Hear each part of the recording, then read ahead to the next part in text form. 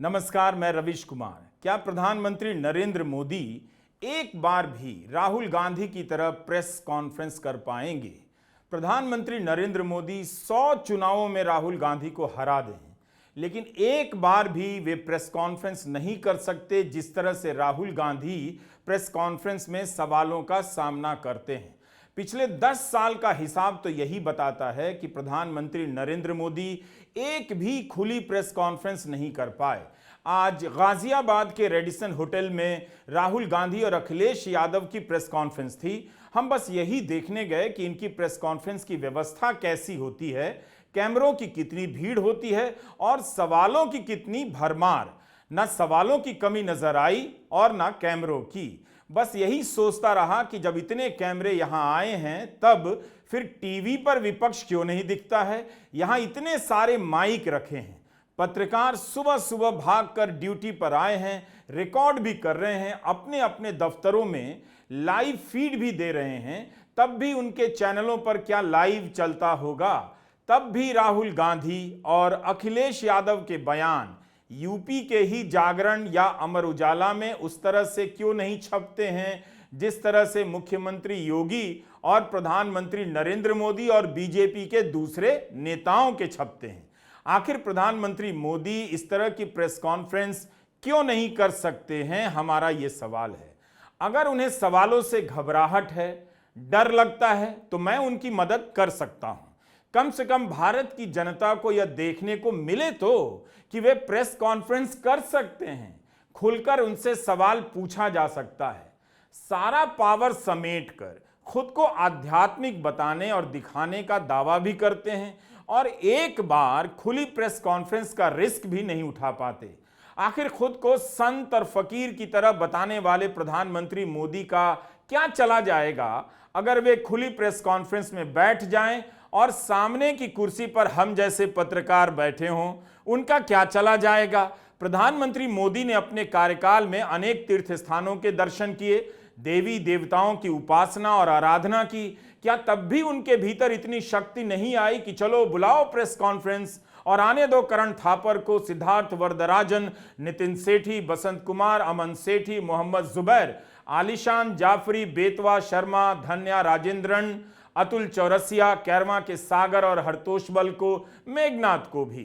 पूछने दो इन्हें जो भी पूछना चाहते हैं। एक कमजोर से कमजोर आदमी भी देवी देवताओं की आराधना से लौटकर खुद में शक्ति का एहसास करता है। प्रधानमंत्री नरेंद्र मोदी को प्रेस कॉन्फ्रेंस करने की शक्ति कब आएगी? यह सवाल हम उनसे पूछें या उनके आराध्य देवी देवताओं से? हर समय, हर अखबार, हर चैनल पर उन्हें देखते रहने वाली जनता को क्या यह सुख कभी नहीं मिलेगा कि प्रधानमंत्री मोदी खुली प्रेस कॉन्फ्रेंस कर रहे हैं? क्या उन्हें कई चुनावों में प्रचंड जीत दिलाने वाली जनता को कभी भी यह देखने का सुख नहीं मिलेगा कि जिस नेता को वह विजयी बनाती है वो नेता इधर उधर चारों तरफ से आ रहे पत्रकारों के सवालों का सामना कैसे करता है? जनता की छोड़िए, प्रधानमंत्री मोदी के लिए दिन रात काम करने वाला बीजेपी का साधारण से साधारण कार्यकर्ता, नेता, आरएसएस का नेता और प्रचारक क्या सोचता होगा? क्या उसे भी यह देखने का सुख कभी नहीं मिलेगा कि एक खुली प्रेस कॉन्फ्रेंस हो रही है प्रधानमंत्री नरेंद्र मोदी की, सवाल पर सवाल आ रहे हैं और प्रधानमंत्री नरेंद्र मोदी जवाब दे रहे हैं? एक और बात, आपने जयराम जी आपने कहा कि जो भी आपको क्वेश्चंस पूछने हैं आप पूछेंगे और ये ओपन एंडेड प्रेस कॉन्फ्रेंस है। बट इसमें एक और बात, मुझे पहले ही 2-3 बीजेपी वाले क्वेश्चंस पता लग जाते हैं, तो वो तो गारंटी पूछे जाएंगे, तो उनके लिए मैं तैयार हूं। आजकल गारंटी का जमाना है राहुल जी। ये हालत हो गई है नरेंद्र मोदी के इंटरव्यू और प्रेस कॉन्फ्रेंस की। कभी कलाकार इंटरव्यू कर रहा है तो कभी इंटरव्यू करते हुए पत्रकार कलाकार बन जाता है।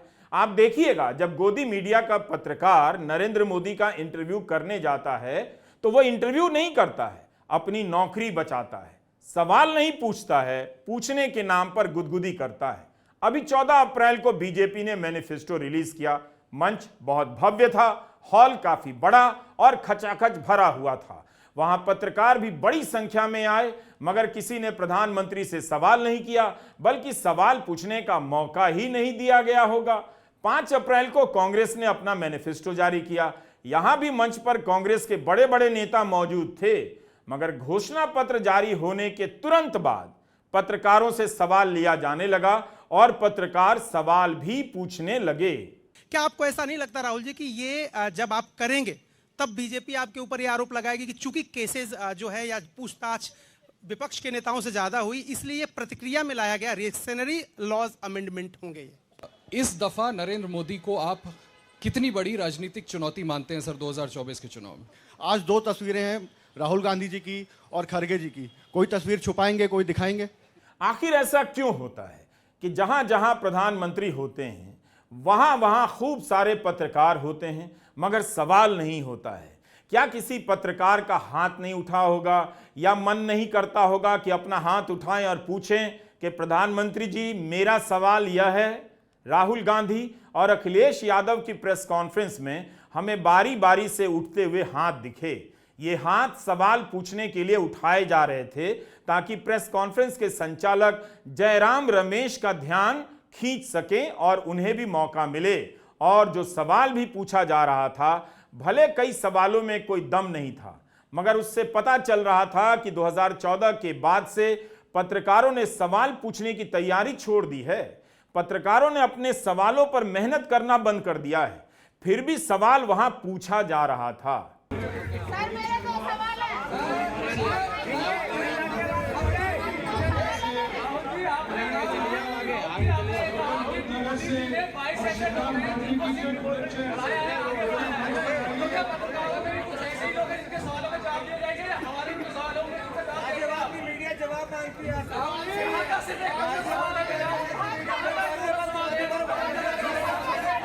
आपने प्रधानमंत्री मोदी का इंटरव्यू देखा, उनके इंटरव्यू की क्या हालत हो गई, किसी से छिपा नहीं है। जितना भी राज श्रृंगार साज श्रृंगार से आप उनके इंटरव्यू को सजा दें, उसमें होता कुछ नहीं है। राज श्रृंगार से मेरा मतलब है प्रधानमंत्री जहां बैठकर इंटरव्यू दे रहे होते हैं उसे भव्य बना दिया जाता है, शाही लगती है वो जगह। कई तरह के कैमरों का कोलाहल होता है, मगर किसी कैमरे से आता हुआ सवाल नहीं दिखाई देता। जो सवाल उठता है, देखने वाला उस सवाल पर हंस देता है कि ये सवाल है या पीआर है। बस कैमरा ही आगे पीछे होता रहता है, जिसे हम कभी closeup, profile, zoom out, zoom in, wide frame, 2 shot, single shot वगैरह वगैरह वगैरह कहते हैं। उनके इंटरव्यू की सजावट और बनावट इस तरह से की जाती है जैसे उनका दिखना ही लोगों को सवालों का जवाब मिल जाना है। आपने देख लिया, बस इसी से खुश रहिए। हमने 16 अप्रैल के अपने वीडियो में प्रधानमंत्री के हाल के इंटरव्यू को लेकर विस्तार से आपको बताया है कि उनके इंटरव्यू को कम से कम पत्रकारिता की कक्षा से दूर रखना चाहिए, वरना युवा पत्रकार का हौसला टूट जाएगा। उसे लगेगा कि जब यह पेशा इतना खत्म हो चुका है कि कोई प्रधानमंत्री से खुलकर सवाल नहीं कर सकता, तो वह इसकी पढ़ाई में अपना जीवन क्यों बर्बाद कर रहा है। मैं सवाल पूछने की स्वतंत्रता पर क्यों जोर दे रहा हूं, इसे हर आम जन को समझना है। आप फोटो और हेडिंग देखकर ही मत यकीन कीजिए कि नेताजी ने लिख दिया और वही हो गया। सत्ता में पहुंचकर नेता कई तरह के खेल करते हैं, आपको ठगते हैं, आपसे छल भी कर जाते हैं। आप जब सवाल पूछते हैं तो नेताओं को डर लगता है कि ज्यादा अति मत करो, पब्लिक को पता चल जाएगा, पब्लिक पूछेगी। जिस जगह पर राहुल गांधी और अखिलेश यादव की प्रेस कॉन्फ्रेंस हो रही थी, उसी से थोड़ी दूर पर गाजीपुर में कचरे का एक बड़ा सा पहाड़ है, जहां हर वक्त चील, गिद्ध, कौवे मंडराते रहते हैं। 2024 का चुनाव खून पसीने से हासिल किए गए भारत के लोकतंत्र पर आशंकाओं के बादलों के घने होने का चुनाव है। इस चुनाव तक आते आते हम लोकतंत्र से जुड़ी कई मर्यादाओं को खत्म होते देख चुके हैं। सत्ता में लौटने के नाम पर अधिकारियों का अहंकार चढ़कर बोल रहा है और कुछ भी कर गुजरने की उनकी निर्लज्जता किसी गिद्ध की तरह आसमान में उड़ती हुई लोगों को चिढ़ा रही है। आपसे यही कहना है कि अपने जिंदा दिल लोकतंत्र को लाश में बदलकर इन गिद्धों के सामने मत फेंक आइएगा। तो हमारा यही सवाल है कि क्या पत्रकार अब कभी भी खुलकर प्रधानमंत्री नरेंद्र मोदी से सवाल नहीं पूछ पाएंगे, जिस तरह से वे आज राहुल गांधी और अखिलेश यादव से पूछ रहे थे। रामनवमी की आप सबको, देश को बहुत बहुत शुभकामनाएं। ये चुनाव विचारधारा का चुनाव है। एक तरफ आरएसएस और बीजेपी जो संविधान है, लोकतांत्रिक सिस्टम है, उसको खत्म करने की कोशिश कर रही है, और दूसरी तरफ इंडिया गठबंधन, कांग्रेस पार्टी संविधान को, लोकतंत्र को डिफेंड करने की कोशिश कर रही है, उसकी रक्षा कर रही है। चुनाव में 2-3 बड़े मुद्दे हैं। सबसे बड़ा बेरोजगारी, दूसरे नंबर पर महंगाई, भागीदारी। मगर बीजेपी 24 घंटा डिस्ट्रैक्शन करने में लगी रहती है। कभी प्रधानमंत्री समुद्र के नीचे चले जाते हैं, कभी आसमान में सी प्लेन पे चले जाते हैं, मगर जो मुद्दे हैं उनके बारे में ना प्रधानमंत्री ना बीजेपी बात करती है। कुछ दिन पहले प्रधानमंत्री ने एएनआई को बहुत लंबा इंटरव्यू दिया। स्क्रिप्टेड था, मगर फ्लॉप शो था। प्रधानमंत्री जी ने उसमें इलेक्टोरल बॉन्ड्स समझाने की कोशिश की। प्रधानमंत्री जी कहते हैं कि इलेक्टोरल बॉन्ड्स का सिस्टम ट्रांसपेरेंसी के लिए लाया गया, राजनीति को साफ करने के लिए लाया गया।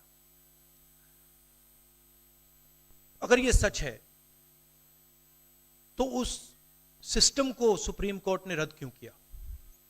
और दूसरी बात, अगर आप ट्रांसपेरेंसी लाना चाहते थे तो जिन लोगों ने आपको पैसा दिया, बीजेपी को पैसा दिया, हजारों करोड़ रुपए दिए, उनका नाम आपने क्यों छुपाया था? और जिन तारीखों पे उन्होंने आपको पैसा दिया, उसको आपने क्यों छुपाया था?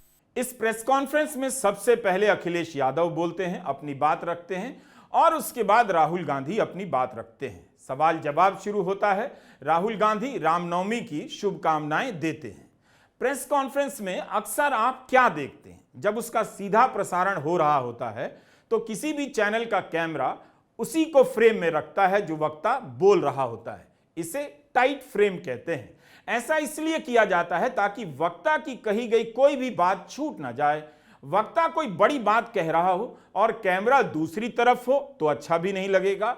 इसलिए आप टाइट फ्रेम में केवल राहुल गांधी और अखिलेश यादव को देख रहे हैं। लेकिन अब आप हमारे फोन के कैमरे के वीडियो से इस प्रेस कॉन्फ्रेंस को भी देखिए। यहां कितने लोग बैठे हैं। एक छोर पर सुप्रिया श्रीनेत हैं, जयराम रमेश, अजय राय, अविनाश पांडे, राहुल गांधी। दूसरी तरफ अखिलेश यादव, समाजवादी पार्टी के नेता उदयवीर सिंह, शाहिद सिद्दीकी और शाहिद मंजूर बैठे हैं। तो आपने अंतर देख लिया। इसलिए कहता हूं कि आप दर्शकों को टीवी और अखबार ने बुद्धू बनाया है, आपका अपमान किया है। कब आप समझेंगे इस बात को? उन्होंने आपका देखना बिगाड़ दिया और पढ़ने की समझदारी खत्म कर डाली है। हिंदी अखबारों से सतर्क हो जाइए, वरना आपका और आपके बच्चों का भविष्य नहीं बचेगा।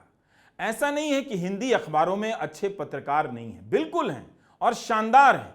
उनकी भी आत्मा और अंतरात्मा इन दिनों कराह रही है कि जो पूछ रहे हैं वो लिखने नहीं दिया जाएगा और जो लिखते हैं वो काट छांट कर कोने में छाप दिया जाएगा। इसलिए हमने सोचा कि आपको राहुल गांधी और अखिलेश यादव की प्रेस कॉन्फ्रेंस जहां हो रही है उस जगह की रिपोर्टिंग कर दिखाएं, ताकि अगले दिन जब आप हिंदी के अखबार देखें तो पलटकर जान सकें कि इतने कैमरे तो वहां थे, इतने पत्रकार वहां थे, बहुत सारे सवाल भी पूछे गए, मगर छपा क्या, दिखाई क्यों नहीं दे रहा?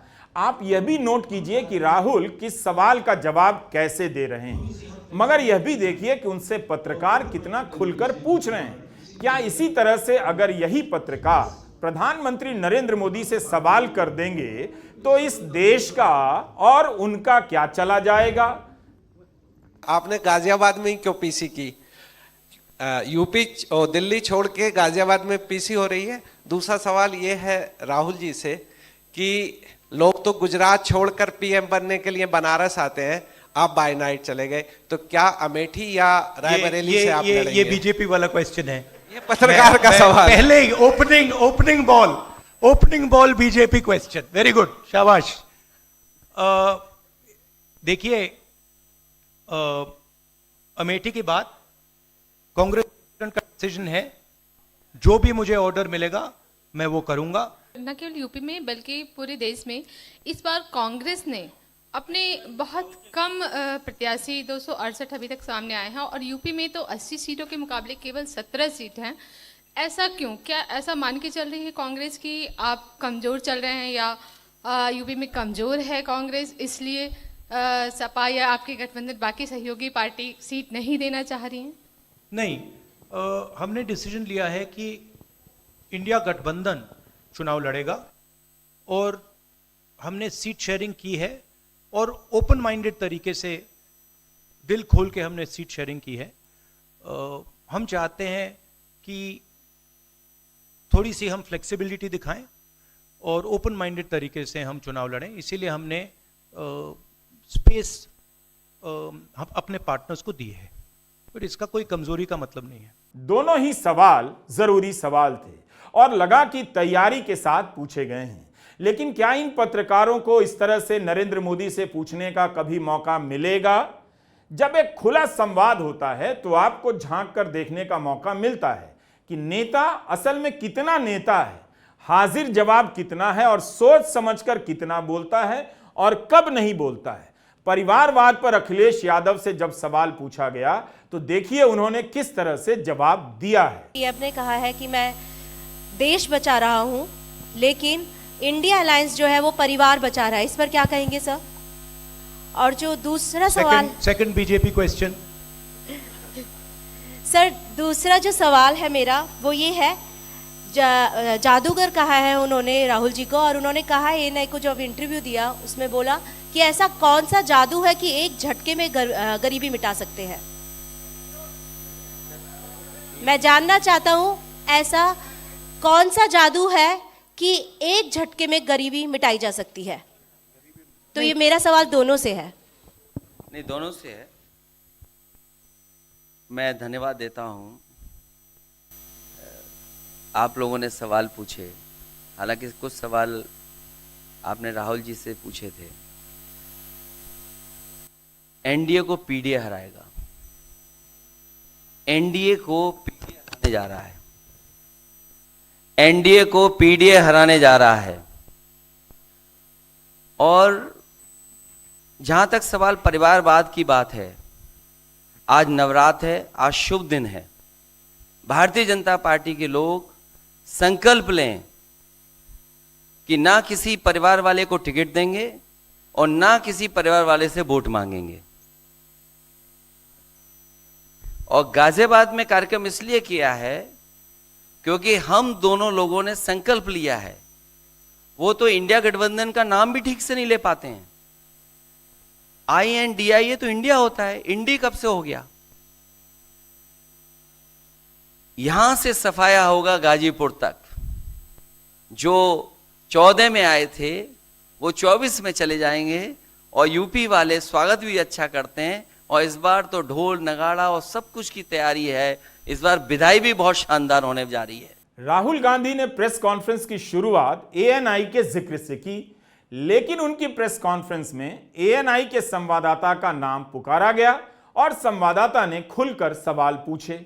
अब आप ANI ने प्रधानमंत्री मोदी का जो इंटरव्यू किया है उसका वीडियो जाकर देखिए और खुद तुलना कीजिए कि क्या प्रधानमंत्री मोदी से इस तरह से कोई पत्रकार सवाल कर सकता था। सवाल जवाब चलता रहा, कोई साथ आने तो कोई कई बार अलग होने को लेकर राहुल और अखिलेश से पूछता रहा। ये जो हमारा मैनिफेस्टो है ये जरूर कांग्रेस पार्टी का मैनिफेस्टो है, मगर इसमें जो आइडियाज हैं वो इंडिया गठबंधन उनकी आइडियोलॉजी के आइडियाज हैं।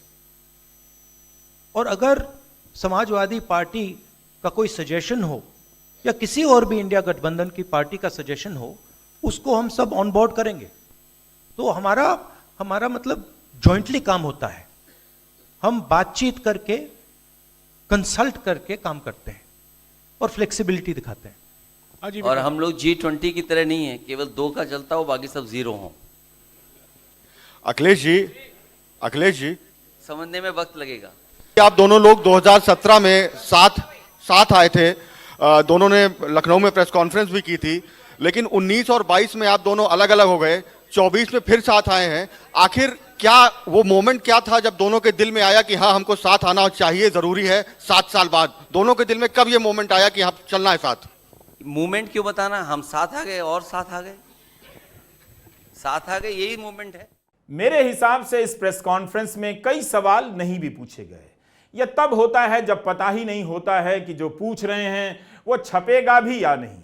जब इसका भरोसा होता है तो पत्रकारों के बीच सवालों को लेकर कंपटीशन होता है। हर किसी के पास ऐसे सवाल होते हैं कि जवाब निकलते ही हेडलाइन बन जाए। मगर अब सब खत्म हो गया है। कब खत्म हुआ? 2014 के बाद से। दैनिक जागरण का सवाल भी इस प्रेस कॉन्फ्रेंस में लिया गया। एनडीए गठबंधन को रोकने के लिए आपकी क्या रणनीति, आप दोनों लोगों की? उत्तर प्रदेश में नेशनल लेवल पे मैं आपको हमारा फाउंडेशन बता देता हूं, और वही आइडियाज हम उत्तर प्रदेश में भी चलाएंगे। देखिए, पिछले 10 सालों में नरेंद्र मोदी जी ने नोटबंदी करके, गलत जीएसटी लागू करके, और जो बड़े बड़े अरबपति हैं, अदानी जी हैं, उनका पूरा सपोर्ट करके जो रोजगार पैदा करने का सिस्टम था उसको उन्होंने कंप्लीटली खत्म कर दिया है। तो सबसे पहला काम जो रोजगार हिंदुस्तान के युवाओं को मिलना चाहिए, उसको एक बार फिर स्ट्रेंथन करने का है। उसके लिए हमने अपने मैनिफेस्टो में 2-3 आइडियाज दिए हैं।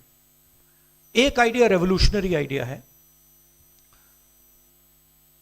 Right to apprenticeship. तो जो अमीर घर के बच्चे होते हैं वो अप्रेंटिसशिप करते हैं, ट्रेनिंग मिलती है, पेड ट्रेनिंग होती है। तो हमने डिसाइड किया है कि हिंदुस्तान के उत्तर प्रदेश के सब ग्रेजुएट्स को, डिप्लोमा होल्डर्स को हम अप्रेंटिसशिप का अधिकार देंगे। जो भी अप्रेंटिसशिप करना चाहेगा उसको प्राइवेट सेक्टर में, पब्लिक सेक्टर में, सरकार में अधिकार मिलेगा, अप्रेंटिसशिप का अधिकार मिलेगा, ट्रेनिंग होगी, और 1 लाख रुपए साल का, 8,500 रुपए महीने का उस युवा के बैंक अकाउंट में हम डालेंगे। और ये करोड़ों युवाओं के लिए हम अधिकार दे रहे हैं। इससे एक ट्रेन्ड मैन पावर तैयार होगा, प्राइवेट कंपनीज को भी इसका फायदा होगा, सरकार को भी इसका फायदा होगा, और एक प्रकार से युवाओं के लिए ये एक जॉब मार्केट में एंट्री का सिस्टम हो जाएगा। दूसरी चीज, 30 लाख सरकारी रोजगार हैं जो नरेंद्र मोदी भर नहीं रहे हैं, वो वैकेंसीज हम युवाओं को देने जा रहे हैं। पेपर लीक की बात हुई है, उसके लिए हम कानून बनाएंगे, उसको हम खत्म कर देंगे। तो ये बात हुई युवाओं की। एक और हमारा आइडिया, क्रांतिकारी आइडिया, और ये उत्तर प्रदेश की महिलाओं को बहुत फायदा मिलेगा इससे। हर गरीब परिवार की हम लिस्ट बनाएंगे, और हर गरीब परिवार में से हम एक महिला को चुनेंगे, और उसके बैंक अकाउंट में महीने के 8,500 रुपए, साल के 1 लाख रुपए सरकार हर महीने बैंक अकाउंट में डालने जा रही है। 2014 के बाद से प्रधानमंत्री मोदी ने हिंदी का खूब इस्तेमाल किया, मगर इन्हीं के राज में हिंदी पत्रकारिता का क्या हाल हुआ है सभी को पता है। हिंदी पत्रकारिता में एक किस्म का देसीपन हुआ करता था, साहस होती थी, जानकारी रखने वाले जमीनी पत्रकार हुआ करते थे। अब भी हैं, मगर वो माहौल नहीं। बहुत से तो बीजेपी के कार्यकर्ता बन गए, बना दिए गए, कुछ भारतीय बनते बनते हिंदू बन गए, हिंदू राष्ट्र बनवाने में लग गए, एंटी मुस्लिम पत्रकारिता शुरू कर दी और कुछ ने नौकरी जाने के डर से चुप्पी साध ली। जो कहा जाता है लिख देते हैं। हिंदी पत्रकारिता में पहले भी तमाम दिक्कतें थीं, लेकिन तब भी पत्रकार हुआ करते थे। लेकिन हिंदी के नाम पर राजनीति करने वाले इस नेता के दौर में हिंदी पत्रकारिता का स्वाभिमान ही मिटा दिया गया। हाल तो यह है कि आयरलैंड का एक अखबार जब भारत को लेकर संपादकीय लिखता है तो वहां भारत के राजदूत अखिलेश मिश्रा लंबा चौड़ा पत्र लिख देते हैं और प्रधानमंत्री की लोकप्रियता के बारे में ऐसी ऐसी बातें लिखते हैं कि बीजेपी का कार्यकर्ता भी हंस दे। तब आप सोचिए कि जिला स्तर के इन धाकड़ पत्रकारों पर कितना दबाव होता होगा। खैर, यह देखकर अच्छा लगा कि वे राहुल और अखिलेश की इस प्रेस कॉन्फ्रेंस में अपने पत्रकार होने को जी रहे थे, सवाल पूछ रहे थे। देखिए, ये कोई नहीं कह रहा है कि गरीबी को एक झटके में मिटाया जाएगा। हम ये कह रहे हैं कि गरीबी को गहरी चोट पहुंचाई जा सकती है और तरीके मैंने आपको बताए हैं। नरेंद्र मोदी जी ने पूरा का पूरा फोकस 22 लोगों पे किया है, 22-25 लोगों पे किया है। आज की सच्चाई है कि 22 लोगों के पास उतना धन है जितना 70 करोड़ लोगों के पास है। गरीबी का यह भी कारण है कि नरेंद्र मोदी जी ने सारा का सारा धन कंसंट्रेट कर दिया है, 20-25 लोगों को पकड़ा दिया है। मैं जाति जनगणना की बात कर रहा हूं और मैंने ये बात बहुत बार उठाई है। भागीदारी की बात होती है। हिंदुस्तान के किसी भी इंस्टीट्यूशन में आपको ना पिछड़े वर्ग के लोग मिलेंगे, ना दलित मिलेंगे, ना आदिवासी मिलेंगे, ना गरीब जनरल कास्ट के लोग मिलेंगे। मैंने मीडिया के बारे में बात उठाई। मीडिया में आपको बड़े बड़े एंकर्स दिखते हैं। आपको मीडिया की कंपनीज के मालिक की लिस्ट निकालिए, आपको दिख जाएगा कि उधर ना एक पिछड़ा मिलेगा, ना एक दलित मिलेगा, ना एक आदिवासी मिलेगा। प्रधानमंत्री मोदी ने एक रैली में कह दिया कि विपक्ष हताश है, वह तो जीत का दावा भी नहीं कर रहा। हमने एक वीडियो में इसके बारे में आपको दिखाया था। मुझे प्रधानमंत्री की बात पर काफी हैरानी हुई। गाजियाबाद की प्रेस कॉन्फ्रेंस में राहुल गांधी ने बताया कि भाजपा की कितनी सीटें आ रही हैं और अखिलेश यादव ने भी हिसाब लगाकर बताया कि कैसे यूपी में भाजपा हार रही है। हारे या ना हारे, लेकिन ये दोनों जवाब रिकॉर्ड के लिहाज से महत्वपूर्ण हैं, इसलिए यहां हम आपको दिखा रहे हैं। इनका एक ही नारा है, झूठ बोलने का और लूटने का। लूट और झूठ भारतीय जनता पार्टी की पहचान बन गई है। पेपर लीक कितने हुए हैं? 1-2 होते तो ठीक था, लेकिन 10 पेपर लीक हुए। और मैंने कई मौकों पर वो बात बताई कि अगर एक परिवार के हम केवल 3 सदस्यों को मान लें, जिस व्यक्ति ने परीक्षा लिखने की तैयारी की, जो परीक्षा नहीं दे पाया पेपर लीक के कारण, और उसके माँ बाप को अगर हम जोड़ लें तो ऐसे 60 लाख नौजवान हैं।